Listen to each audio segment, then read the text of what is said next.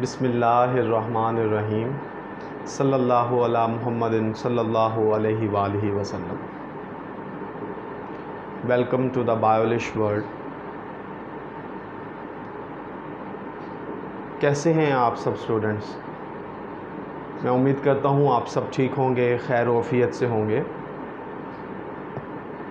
Students, आज जो topic है ना वो थोड़ा सा काबिले गौर है। उसकी वजह ये है कि हमारा जो स्टूडेंट है वो पहली क्लास से अंग्रेज़ी ज़ुबान को एक कंपल्सरी मज़मून के तौर पर पढ़ रहा होता है। पहली क्लास में आता है बच्चे को अंग्रेज़ी लाजमी सब मज़मून के तौर पर पढ़ाई जाती है, दूसरी तीसरी, इसी तरह मैट्रिक और मैट्रिक के बाद इंटरमीडिएट के बाद ग्रेजुएशन तक एक स्टूडेंट अंग्रेज़ी ज़ुबान को लाजमी मज़मून के तौर पर पढ़ता है। लेकिन अब नतीजा क्या होता है? उसका नतीजा ये निकलता है कि बहुत सारे स्टूडेंट्स इस काबिल नहीं होते कि आफ्टर ग्रेजुएशन वो एप्लीकेशन खुद से लिख सकें। अब इसका मतलब मैं ये इल्ज़ाम नहीं आयद कर रहा कि ये बच्चे मेहनत नहीं करते या असातिज़ा कराम मेहनत नहीं करवाते। ये चीज़ें तो बलाए ताक रख दी जाएं, क्योंकि स्टूडेंट्स अपनी भरपूर एफ़र्ट्स करते हैं। इसी तरीके से असातिज़ा कराम जो हैं वो भी अपनी भरपूर कोशिशें करते हैं। अब कुछ बच्चे ऐसे होते हैं जो उनकी पिकिंग पावर अच्छी होती है, वो चीज़ों को जल्दी पिक कर लेते हैं और वो ज़ुबान को, वो अंग्रेज़ी हो, वो कोई भी सेकंड लैंग्वेज हो, उसे सीखने में बहुत ही ज़्यादा फ्लुएंट होते हैं, यानी बड़ी फ्लुएंसी के साथ उस चीज़ को सीख जाते हैं। अब आ जाएं जी, मेजॉरिटी ऑफ स्टूडेंट्स जो होते हैं वो क्या करते हैं, उन्हें मसाइल का सामना होता है कि वो खुद से एक जुमला नहीं लिख पाते, एक जुमला जनरेट नहीं कर सकते, एक से दूसरा जुमला नहीं बना पाते। सिंपल सेंटेंसेस उनसे बन जाते हैं, कंपाउंड सेंटेंसेस बन जाते हैं, मगर कॉम्प्लेक्स सेंटेंसेस जो हैं वो बनाने तो दूर किनार उनको अंडरस्टैंड नहीं कर पाते। क्या वजह है इसकी? इसके पीछे क्या लॉजिक होगी? उसके पीछे लॉजिक सिर्फ़ और सिर्फ समझने की है। वो ये है बेटा कि आप यूँ समझ लीजिए कि एक बच्चा है, वो बच्चा किस तरीके से उस ज़ुबान को सीखता है। फॉर एग्ज़ाम्पल, हम नेशनल लैंग्वेजेस की बात करते हैं। पाकिस्तान में पैदा होने वाला बच्चा अपनी फैमिली सर्कल में रहते हुए अच्छा नेटिव मदर लैंग्वेज तो सीखता है, नो डाउट, उसके साथ साथ नेशनल लैंग्वेज जो है वो भी सीख जाता है।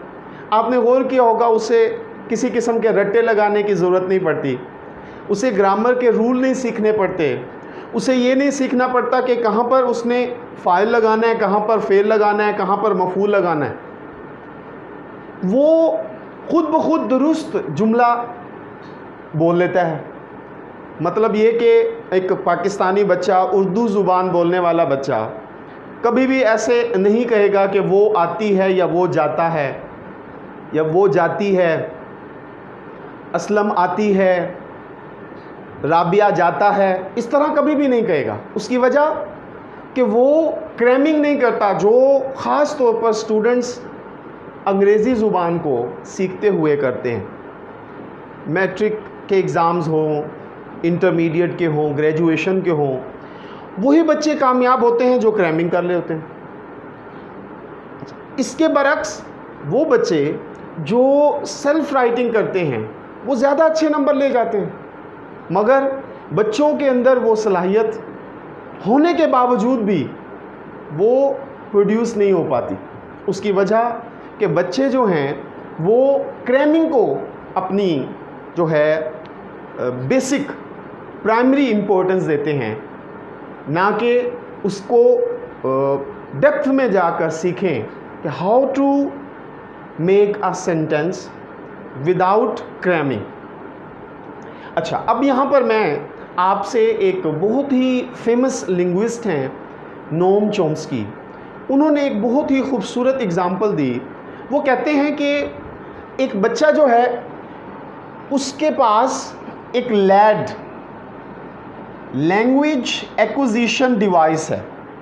लैंग्वेज एक्विजिशन डिवाइस उन्होंने कहा कि एक खाली स्लेट की मानिंद है जिस पे वो बच्चा जो है वो इर्द गिर्द सराउंडिंग में मौजूद अफराद की गुफ्तगू सुनकर वहाँ से वोकैब इकट्ठी करता है, उसी से फ़िक्रों की तरतीब सीखता है और उसे प्रोड्यूस कर लेता है। अब हम क्या करते हैं, हम लैंग्वेज को, अंग्रेज़ी ज़ुबान को सीखने के लिए ये वाला फार्मूला इस्तेमाल नहीं करते, हम गुफ्तगू में शामिल नहीं करते इस ज़ुबान को, हम लिखने की कोशिश नहीं करते, हम रीडिंग में इसका शुमार नहीं करते, हम चारों स्किल्स इस्तेमाल नहीं करते। एक बहुत मशहूर कॉल है, जो बहुत अच्छा रीडर होता है वही बहुत अच्छा राइटर होता है, जो बहुत अच्छा स्पीकर होता है वही बहुत अच्छा जो बहुत अच्छा लिसनर होता है वही बहुत अच्छा स्पीकर होता है। अब लैंग्वेज एक्विजिशन डिवाइस का जब वो बयान करते हैं तो एक बच्चा खाली स्लेट लेकर आता है, गिरदो नवाह में वो सवालात, अल्फाज, जुमले अपनी उस डिवाइस के अंदर स्टोर करता है और बोलने लग जाता है। अब यहाँ पर एक और एग्ज़ाम्पल आपके सामने रखूँगा कि अगर किसी पाकिस्तानी बच्चे को जो पाकिस्तानी बोर्न हो, उसे पैदा होने के बाद किसी फॉरेन कंट्री में भेज दिया जाता है, वो फॉर एग्ज़ाम्पल सऊदी अरेबिया में भेज देते हैं, तो आपको क्या लगता है कि जब वो बड़ा होगा तो वो उर्दू लैंग्वेज बोलेगा? नहीं, वो अरेबिक बोलेगा। था तो पाकिस्तानी, लेकिन उसने अरेबिक क्यों बोलना शुरू कर दी? अच्छा, अब सऊदी अरेबिया नहीं जाता, हम उसे इंग्लैंड भेज देते। इंग्लैंड जाता है तो क्या वो उर्दू बोलेगा? नहीं, वो इंग्लिश लैंग्वेज बोलेगा। उसकी वजह कि उसने सीखा ही, सुना ही इंग्लिश लैंग्वेज को है।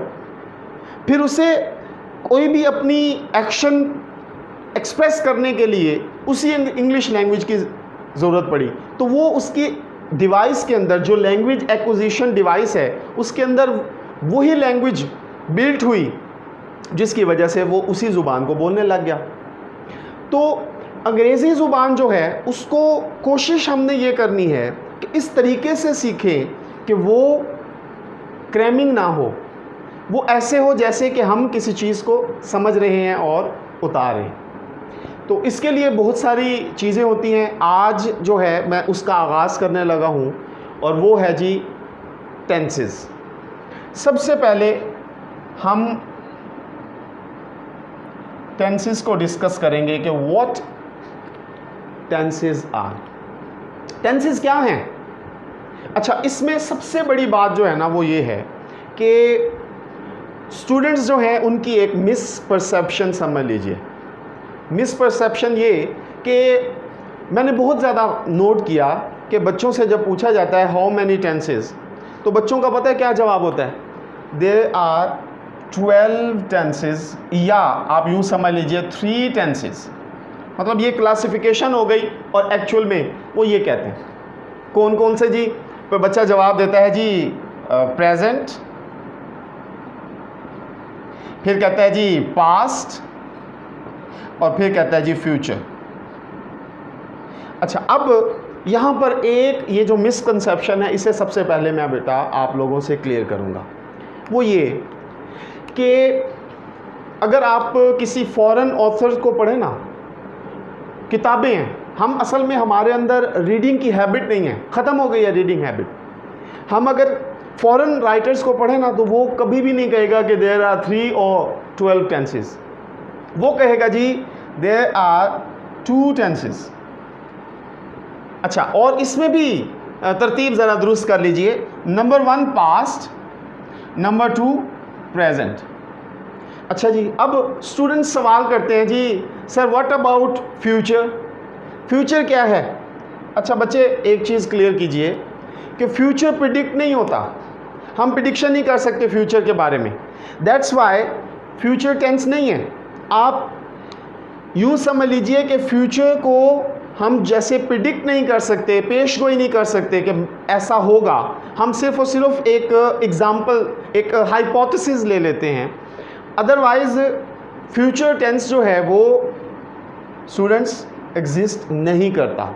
अच्छा जी, फिर बच्चे सवाल करते हैं कि हम तो चाइल्डहुड से ये सीखने आ रहे हैं जी, वो जाएगा, या फिर इंग्लिश जुमले में हम देखें तो विल, शैल, इसका इस्तेमाल। तो बेटा जी उसके लिए जो जवाब है वो ये है कि फ्यूचर टेंस नहीं है। ये बात क्लियर कर लीजिए आज, फ्यूचर टेंस नहीं है। 3 टाइम मैं रिकॉल करूँगा, फ्यूचर टेंस नहीं है। क्या है फिर? फ्यूचर के बजाय मोडाल वर्ब है। क्या है जी? Modal verbs. अच्छा, अब बेटा यहाँ पर एक चीज़ क्लियर कर लें, ये मोडाल है, मॉडल नहीं है। मतलब फ़ौरन से समझ लें, एक आइडिया बना लें जी मॉडल्स। तो बेटा जी ये मॉडल नहीं, मोडाल वर्ब्स। अब मोडाल वर्ब्स जो हैं इनमें फंक्शंस आएंगे, वो मैं आपको अभी डिस्कस करूँगा। तो सबसे पहले तो अपनी इस चीज़ को क्लियर कीजिए कि देयर आर ओनली 2 टेंसेस। अच्छा, अब नंबर क्या देना है जी? पास्ट, और उसके बाद क्या करेंगे जी? प्रेजेंट। अब स्टूडेंट सवाल करते हैं कि सर हम लोग जब ये टेंसेस सीख रहे होते थे, या हमने जैसे सीखे या हमें जो पढ़ाया गया, तो हमें प्रेजेंट से शुरू किया गया। अच्छा बेटा, इसका जवाब बड़ा सिंपल है कि प्रेजेंट टेंस चूँकि हाल में मौजूदा ज़माने को कहते हैं, तो टीचर्स जो हैं उनको एक्सप्लेन करने के लिए ये वाला टेंस जो है इस्तेमाल करते हैं, ताकि ये इजी टू लर्न होते हैं, बच्चा आसानी से इसको समझता है। इसी वजह से प्रेजेंट को पहले करवाया जाता है। अब चूँकि आप मतलब फर्दर स्टडीज़ कर रहे हैं, आप अपनी मतलब स्टडीज़ जो हैं बहुत सारी पढ़ चुके हैं, तो अब आप इस चीज़ को क्लियर कीजिए कि पास्ट टेंस पहले आएगा। क्योंकि देखें ना जी, माजी गुज़र गया, जो गुज़र गया वो पहले आएगा, जो मौजूद है वो बाद में आएगा। अच्छा, फिर मैंने फ्यूचर के लिए जो है आपको बता दिया कि फ्यूचर नहीं है, फ्यूचर के बजाय क्या आएंगे जी? मोडाल वर्ब्स आएंगे। वो मैं आप लोगों के सामने अभी रखूँगा। तो सबसे पहले हम लोग टेंसेस में हमने ये डिस्कस कर लिया। टेंसेस में हमने ये डिस्कस किया कि there are only 2 tenses. Number 1 past, number 2 present. अच्छा, अब हम इसकी अगर क्लासिफिकेशन करें तो प्रेजेंट को पास्ट हम पहले लेके आएंगे। तो पास्ट जो है वो हम डिवाइड करते हैं। तो सबसे पहले पास्ट में देखिए इंडेफिनेट,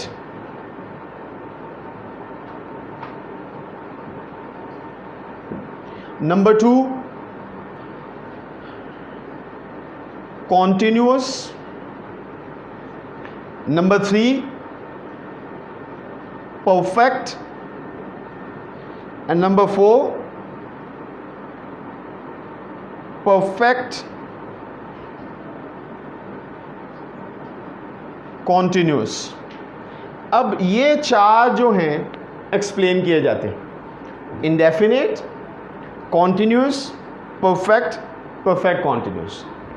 यही सेम कैटेगरी जो है वो इस्तेमाल होती है प्रेजेंट के लिए। प्रेजेंट में भी यही चारों चीज़ें ही इस्तेमाल की जाएंगी, indefinite, number 2 continuous, number 3 perfect, और नंबर 4 परफेक्ट कॉन्टिन्यूअस। अब पास्ट में फिर कैटेगरीज आ गई, इंडेफिनेट, कॉन्टिन्यूअस, परफेक्ट और परफेक्ट कॉन्टिन्यूअस। फिर प्रेजेंट की कैटेगरीज सेम है, इंडेफिनेट, कॉन्टिन्यूअस, परफेक्ट और परफेक्ट कॉन्टिन्यूअस। अच्छा जी, अब मोडाल वर्ब्स पे आते हैं। मोडाल वर्ब्स में मुख्तलिफ अल्फाज हैं जो हम क्या करते हैं जी, प्रेजेंट में भी इस्तेमाल करते हैं उनको हम पास्ट के तौर पर भी इस्तेमाल करते हैं, उनके यूजेजेस हैं। और इस जो हमें आज तक हम समझ रहे आए हैं कि फ्यूचर टेंस जो है वो एग्जिस्ट करता है, तो हम फ्यूचर के तौर पर भी उसे इस्तेमाल करते हैं। तो अब यहाँ पर इस चीज़ को क्लियर कीजिए कि मोडाल वर्ब्स का जो इस्तेमाल है वो दर हकीकत क्या है जी, हमारे उस फ्यूचर टेंस को एक्सप्लेन करता है। और वो क्या है जी, आपके सामने मैं रखने लगा हूँ। नंबर 1, अगर हम मोडाल वर्ब्स देखें तो बेटा सबसे पहले जो हम फ्यूचर के तौर पर सीखते आए हैं, will, shall. Number 2, can, could. Number 3, may, might. Number 4, would. अच्छा, यहाँ पर बच्चे थोड़ा सा क्लियर कीजिए, बच्चे क्या करते हैं, वुड के साथ शुड लिख देते हैं। अब एक चीज़ ज़हन में रखिए, वुड के साथ शुड बनता ही नहीं है। उसकी वजह, वुड जो है वो, अच्छा मैं आप लोगों को कह रहा था जी वुड, तो वुड के साथ शुड नहीं होता। उसकी वजह क्या है, बच्चे समझते हैं कि शैल से शुड बनेगा, कि विल से अगर वुड बना है तो शैल से शुड बनेगा, तो ये नहीं है। जब मैं इनको एक्सप्लेन करूंगा बच्चे, तो आपके सामने इसके भी हकीकत जो है आपके सामने ज़रूर बयान करूंगा। अच्छा सॉरी। अच्छा, उसके बाद हम लोग मज़ीद मैं आपको अभी बताने लगा हूँ, वो ये कि वुड जब हमने एक्सप्लेन किया तो वुड जो है हमने सेपरेट लिखना है, ठीक है। वुड के बाद हम क्या करेंगे जी, शुड करेंगे। अच्छा, शुड जो है, शुड के साथ हमने ought to लिखना है, ये पेयर बनेगा। अच्छा, उसके बाद मस्ट, ये भी अकेला आएगा। अच्छा जी, उसके बाद डेयर, और ये जो हैं आपके मोडाल वर्ब्स हैं, ठीक हो गया।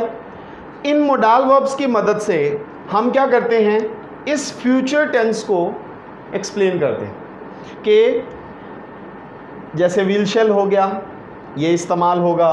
इसी तरीके से कैन का इस्तेमाल होगा फ्यूचर को एक्सप्लेन करने के लिए।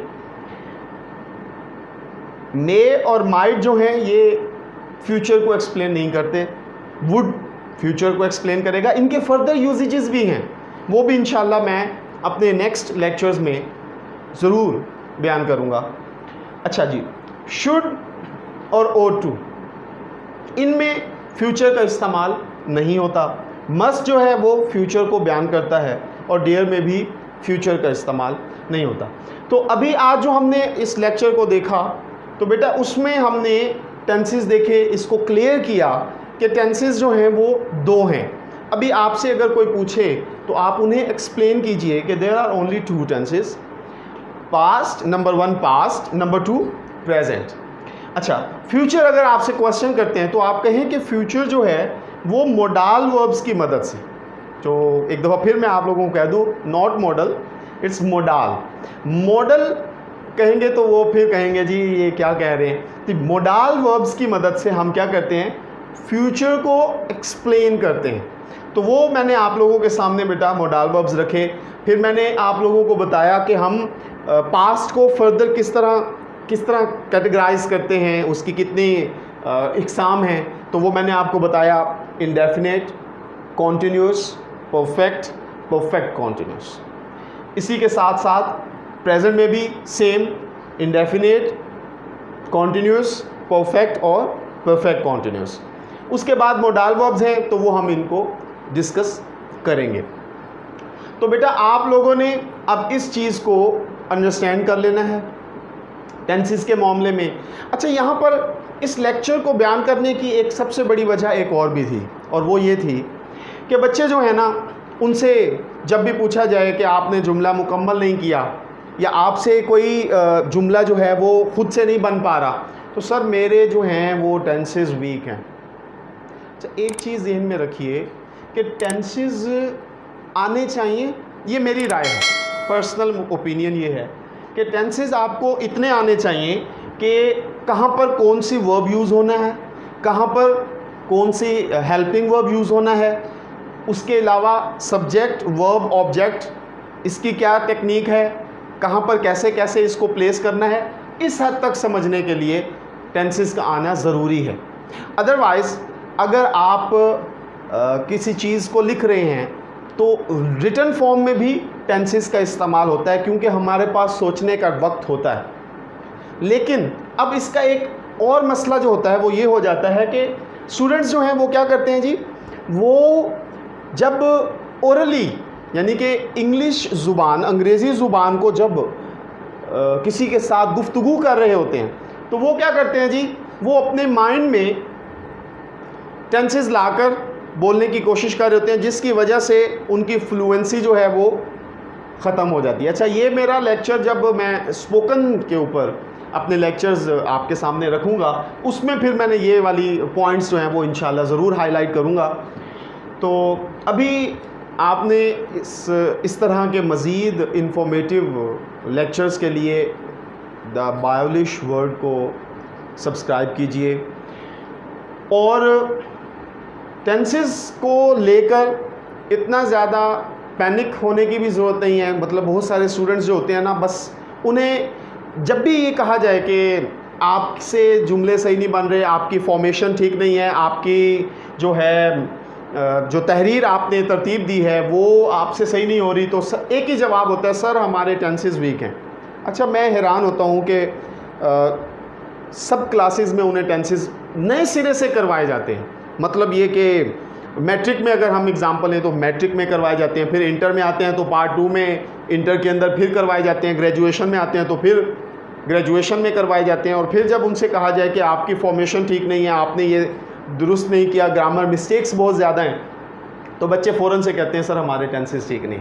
अच्छा, मैंने एक चीज़ और भी ऑब्ज़र्व की है कि जब बच्चों को टेंसेस करवाए जा रहे होते हैं तो वो तवज्जो दे रहे होते हैं, वो सीखने की कोशिश कर रहे होते हैं, इंटरेस्ट भी ले रहे होते हैं, लेकिन उसके बाद क्या होता है कि with the passage of time फिर उनसे फॉर्मेशन नहीं बनती और फिर वो यही कह देते हैं जी हमसे ये वीक हैं जी, हमारे टेंसेस वीक हैं। तो उसके लिए ये है कि आपने टेंसेस को करने के बाद उसे बार बार रिपीट करना है अपने रोज़मर्रा के जो काम हैं। मतलब ज़रूरी नहीं है कि आप किताब रजिस्टर उठाएं, जुमले बनाएं, किसी को कहें वो आपको जुमले बना के दे और आप उसको बनाएं, उसकी ज़रूरत ही नहीं है। आप अपनी डेली रूटीन के जो जुमले होते हैं, फॉर एग्ज़ाम्पल आप अपने छोटे बहन भाई से पानी मंगवाते हैं तो उन्हें उस जुमलों का इस्तेमाल करके छोटे छोटे जुमले इस्तेमाल करें अपनी रोज़मर्रा की रूटीन में। पेरेंट्स से पॉकेट मनी लेनी है, अंग्रेज़ी में लें। इसी तरीके से जुमलों का इस्तेमाल करके किसी दिन पास्ट में, किसी दिन प्रेजेंट के जुमले इस्तेमाल करें, तो वो आपको बहुत हेल्प करेंगे सीखने में। इसके बरअक्स के प्रॉपर जो है टेंसेस हर वक्त ज़हन में सवार करना बार बार, उससे बेहतर ये है कि आप इस तरीक़ा को अपनाएं, तो आपके लिए टेंसेस समझना बहुत ही आसान होंगे। तो सबसे पहले ये जो बेसिक्स मैंने आपको आपके सामने रखी हैं वो आप लोगों ने अच्छे तरीके से ज़हन नशीन कर लेनी है कि प्रेजेंट और पास्ट सिर्फ ये दो हैं। पास्ट को पहले लेंगे, प्रेजेंट को बाद में, और उसके बाद मोडाल वर्ब्स। अच्छा बेटा, इसमें एक चीज़ और आप लोगों ने जो जहन में रखनी है वो ये है कि इनको फर्दर कैटेगराइज किस तरह किया गया है। Indefinite, continuous, perfect and perfect continuous. ये पास्ट पे भी अप्लाई होंगे, प्रेजेंट पे भी अप्लाई होंगे। अच्छा, अब जब इनको फर्दर एलेबोरेट करूँगा तो वो मैं आप लोगों के सामने each and every point discuss करूँगा। इनके यूजेज इस्तेमाल जो हैं वो भी आप लोगों के सामने इंशाल्लाह अपनी नेक्स्ट जो हैं लेक्चर्स जो हैं उनमें ज़रूर रखूँगा। मैं उम्मीद करता हूँ कि आप लोगों के ये जो टेंसेस के मुतालिक अभाम हैं कि मुख्तलिफ जो राय हैं वो इंशाल्लाह आज क्लियर हो गई होंगी, और मज़ीद जो वीडियोज़ हैं उनके लिए मैं एक दफ़ा फिर आप लोगों से कहता हूँ कि फर्दर वीडियोज़ के लिए, लेक्चर्स के लिए द बालिश वर्ल्ड को सब्सक्राइब कीजिए। अल्लाह हाफिज़। पाकिस्तान जिंदाबाद।